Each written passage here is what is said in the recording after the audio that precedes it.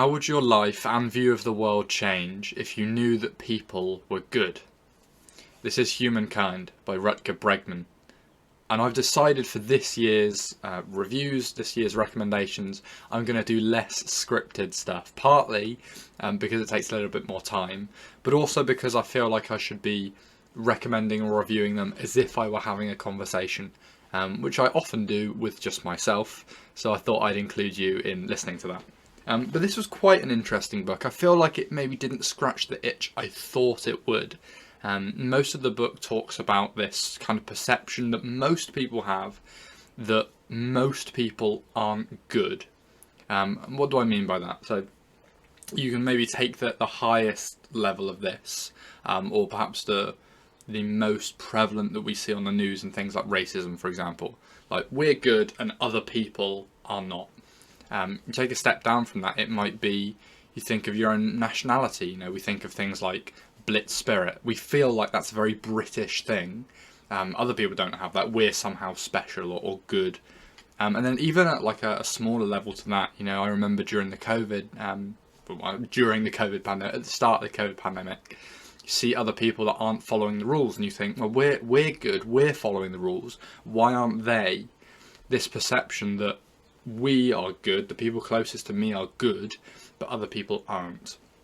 And I think that's one thing that really gets highlighted in media such as the news. You know, you always see what's bad going on in the news, which is why I don't watch it anymore. One of the things I did like about this book was the deep dive into things that you probably aren't aware of. We're aware of things like psychological experiments that blur the moral line, that somehow prove that humans are inherently bad or evil, but we don't hear about stories of those tests that come up with the alternate result. We don't hear about the tests that prove that humans, even from birth, well, not from birth, but from their very early ages, are very kind, have a lot of empathy.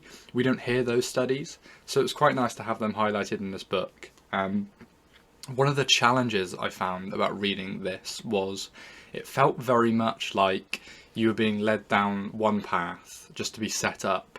So, for example, it talks about like the Milgram experiment. I think it was Milgram, where you bring in members of the public as part of this test, and you have a scientist in a lab coat telling them to turn up electric shocks for someone on the other side, until, you know, it gets to what would be a lethal dose and a lethal shock, and people keep doing it because the man in the white coat's telling them to. And it's telling this story very convincingly, saying, you know, all the studies were done, and I'm sat there thinking, well, I thought this was a book about kindness. You know, we're going down the wrong path. And it almost seems like you get to the end of that paragraph, and it's like, well, that was all a lie. That didn't actually happen. Here's what happened. Which I found very odd. You know, it would almost be like if you watched a TV show and they spent, you know, 10 minutes or so introducing the characters, and they were like, nope, that's not true, and then they just moved on.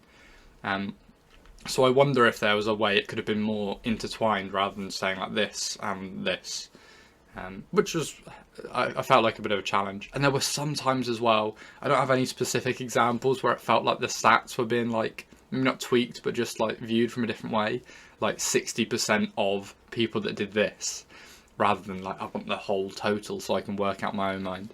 But on the whole, I suppose from a recommendation of this book, I feel like if you're the sort of person like me that genuinely does think that people on the whole are good, even though, you know, there's a couple people that aren't, most people are good, I feel like this only reinforces what you already believe.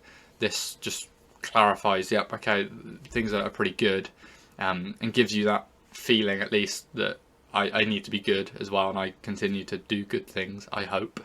But I worry that if you're not that sort of person, if you do believe the world is like getting worse and that people are worse, and even though you have this view that maybe makes you act in a more selfish way, which is what the book touches on, I won't give that away too much, but this idea of like a placebo. If you think people are good, it's a placebo and you act better. If you think they're bad, it's a nocebo and you act worse. But my worry is that if you believe that, then this book's unlikely to change your mind. I don't think it would convince you otherwise. On the whole, would I recommend this? I think I'm not certain of the person I would recommend it to yet. Because again, I feel like if you already believe things are good, then you don't necessarily need to read this. But I'm interested to know if anyone else has read it. I know it was quite a good seller. I got it for Secret Santa, so I can imagine it's near the top. But yeah, I thought it was interesting, an interesting read. That reinforced a lot of what I already believe. But interested to know from any of you that have read it, or that are interested in getting it.